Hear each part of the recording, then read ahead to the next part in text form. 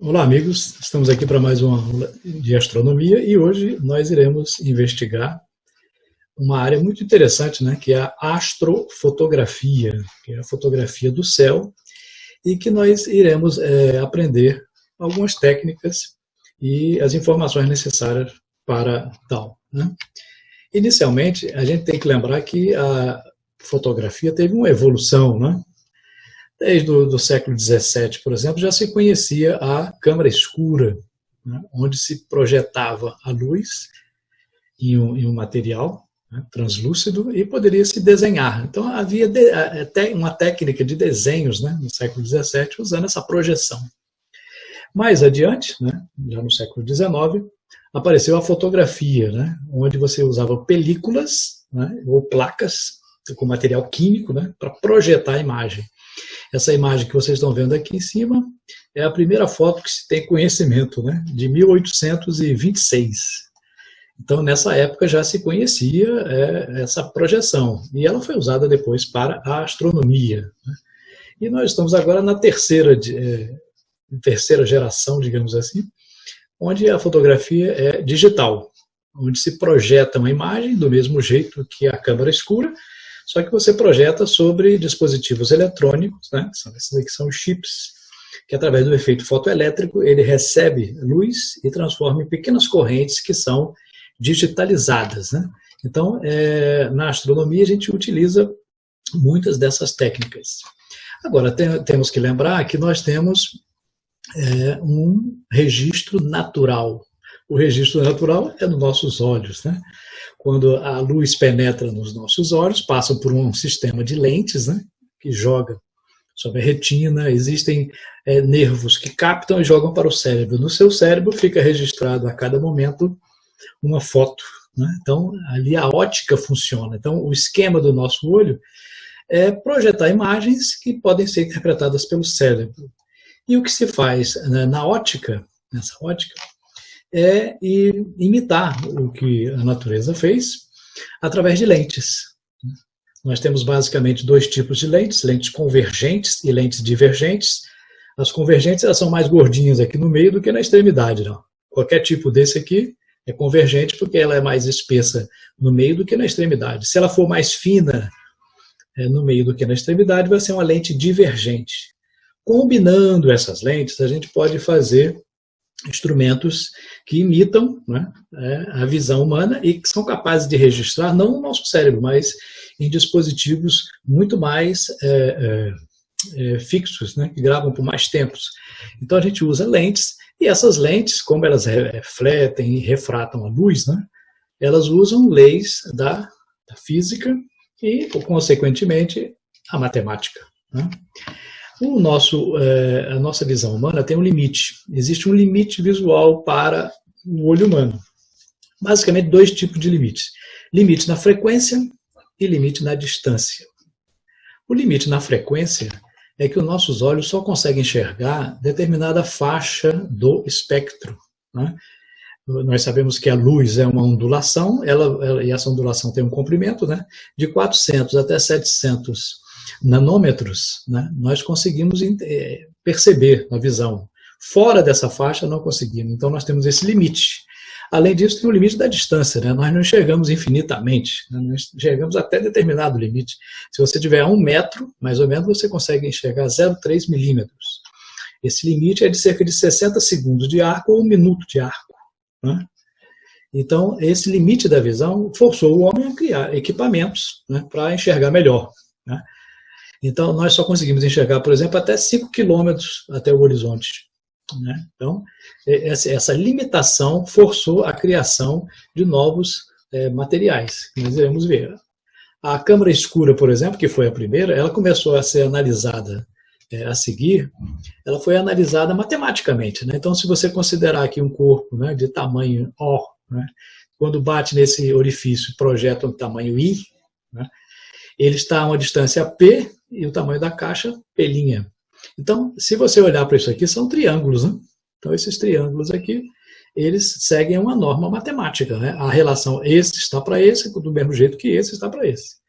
A mesma coisa que vale, né, e que valeu para os antigos, como nessa foto aqui, né, século XVII, eles usavam essas mesmas relações matemáticas, são utilizadas hoje em dia em equipamentos modernos. Se você quiser tirar uma foto de uma galáxia, você vai ter que ter um poder de resolução, né, apropriado, ou numa câmera, ou então num telescópio, mas isso terá que ser feito usando as mesmas relações matemáticas que se usava no século XVII. Existe uma relação entre a visão natural e a artificial. Qual seria melhor? A natural ou a artificial? Ora, no olho humano, nós temos algumas vantagens, né? Nós conseguimos enxergar, por exemplo, em 3D, né? Temos dois olhos, não um só, né?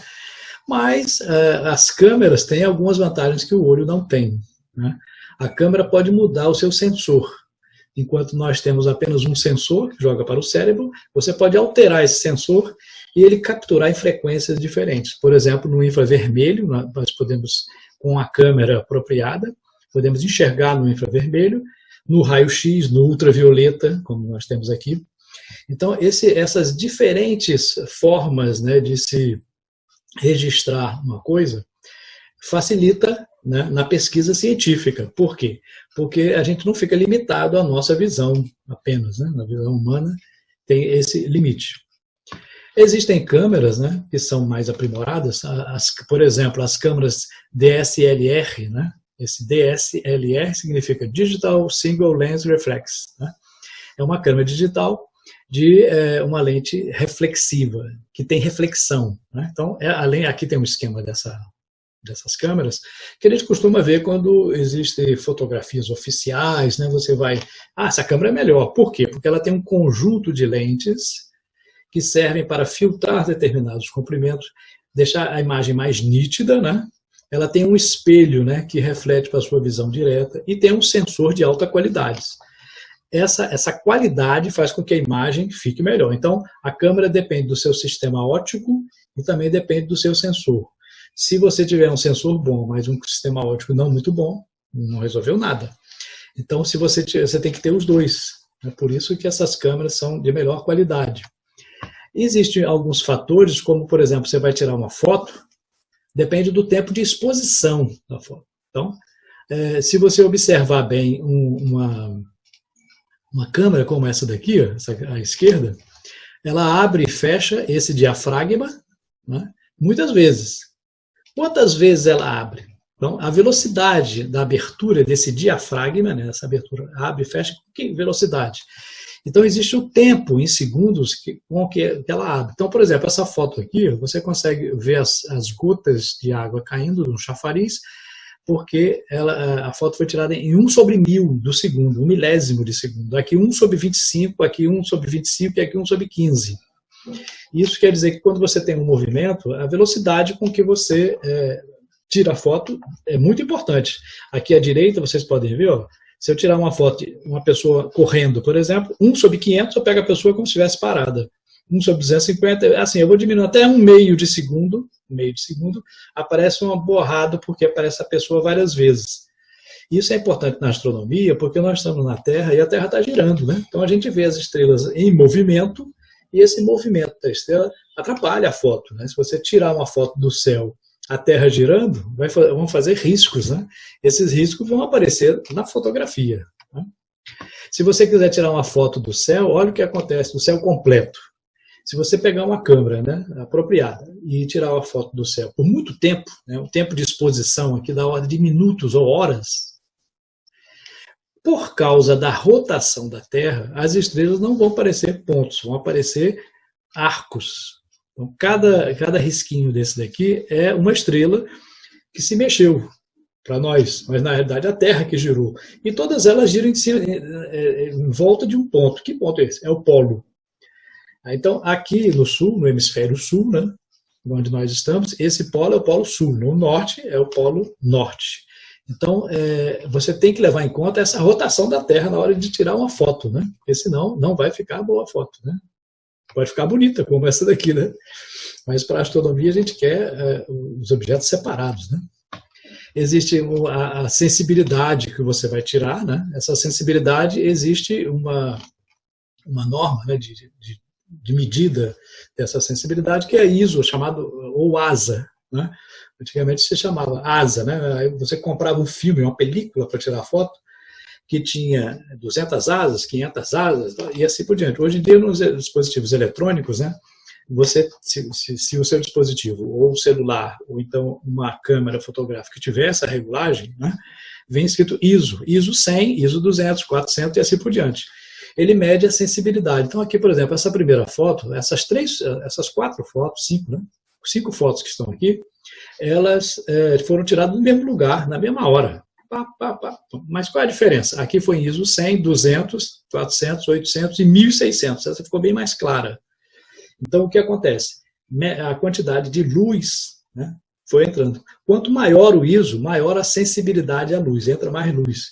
Se você botar um ISO 1600 e tirar uma foto dentro da sua casa, com a luz acesa, por exemplo, vai ficar tudo branco. Por quê? Porque entrou muita luz. Então, você tem que regular a quantidade de luz. E isso é regulado por essa simbologia, né, esse padrão chamado ISO. Você pode também, se você tirar uma foto do céu, para não ficar ele todo riscado, o que você faz? Você tem que colocar um clock drive. Né? É um motor que fica no instrumento, pode ser um telescópio, né? Aqui uma câmera acoplada ao telescópio, né? Ou então a própria câmera ou celular acoplado numa base do telescópio que tem um motor. Esse motor ele gira para descontar o movimento de rotação da Terra. Ou seja, esse motor ele tem um ciclo de 24 horas sobre o eixo polar.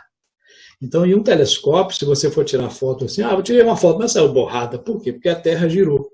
Você demorou muito tempo. Então, tem que ter um motorzinho para acompanhar esse movimento da Terra. Tá? Existem vários dispositivos captadores, né? O seu celular tem um dispositivo captador, a sua câmera tem. E esses dispositivos podem ser basicamente CCD, né? São 2 tipos básicos. CCD, que significa Charge Coupled Device, né? Charge Coupled Device, dispositivo de carga acoplada, né? Ou então CMOS, né? Que significa Complementary Metal Oxide Semiconductor. Esses CMOS e o CCD são dispositivos, né, que eles fazem uma coisa muito simples. Eles pegam a luz, né, e essa luz eles transformam em sinal elétrico. Então, a carga elétrica, né, nessa figura central dá para ver, a carga elétrica, ela fica variando e faz um sinal 1 ou 0, que é um sinal digital utilizado na informática. E muitas câmeras de telescópios, como essas aqui, à direita, né, eles utilizam esses dispositivos para capturar imagens. Né? Para você também não se perder no meio da sua foto do céu, costuma-se usar alguns aplicativos de apoio. Né? Você pode colocar no seu celular, você vai lá para fora, vamos tirar uma foto do céu agora. Aí, de onde? Onde é que está tal constelação? Então, existem hoje aplicativos gratuitos, muitos deles, que você pode ver o céu em tempo real. Né? Alguns deles, como por exemplo o Stellarium, né? O Stellarium, ele é gratuito para computador. Você pode botar no computador ou no tablet que tem Windows, também é gratuito. Ou então no celular, que paga bem pouquinho também. Outros, como Carta Celeste, e muitos deles são gratuitos. E eles mostram a posição que o céu está naquele momento para você saber exatamente o que você está fotografando. Né? Existe um kit básico para um amador. Não? Se você tem, não tenho telescópio, não tenho câmera profissional, não tenho nada, só tenho um celular. É possível tirar fotos do céu? É. Com um simples celular, você pode tirar foto do céu, só que para ficar melhor, melhor um tripé. Por quê? Porque você sabe que mexeu com o celular, né? Você tem que ficar por um tempo.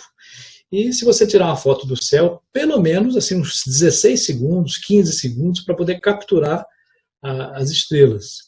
Se você fizer isso na cidade, né, com muita iluminação perto, o céu vai ficar muito claro. Então, o que você precisa fazer? Você precisa ir para um lugar escuro, né, e regular esse tempo de exposição a essa escuridão. Alguns celulares vêm escrito modo noturno para você tirar foto do céu, e outros são do tipo Pro, ou seja, eles imitam uma câmera profissional. Quando ele imita uma câmera profissional, ele tem um registro de tempo, né, de ISO, né, que você pode controlar e fazer com que você tenha a melhor imagem. É claro que na astrofotografia, uma regra geral, você tem que tirar muitas fotos para ver qual que ficou melhor. Por quê? Porque às vezes você não tem o controle de todos os fatores, né? Aquela área do céu é mais clara, mais escura, a iluminação da cidade próxima está atrapalhando, né? Então tem muitas coisas que você leva em conta. Então a parte prática é muito importante, né? Existe um kit básico aqui para o astrônomo amador, que é o dispositivo, ou câmera ou celular, e um tripé. Para isso, o céu tem que estar escuro, limpo, usar um tripé, a câmera ou celular, regular o ISO, né? E quando você tem muita sensibilidade à luz, né? Você bota ISO 800, 1000, 3000, você vai obter mais luz, porém de menor qualidade. Então, se você botar ISO 100, você vai ter o máximo de qualidade ali, mas menos luz. Então, a regular quantidade de luz e qualidade é importante na hora de fazer esses dois parâmetros, né? E você pode também adaptar o seu celular a um pequeno telescópio, né? Então, aqui, por exemplo, existem adaptadores no comércio, como esses aqui, à esquerda, em que você pode comprar e conectar a um pequeno telescópio, né? E tirar fotografias como essa daqui, da Lua, né? Onde podemos ver as crateras aqui direitinho. Essa aqui, tenho certeza que porque foi eu que tirei com um pequeno telescópio.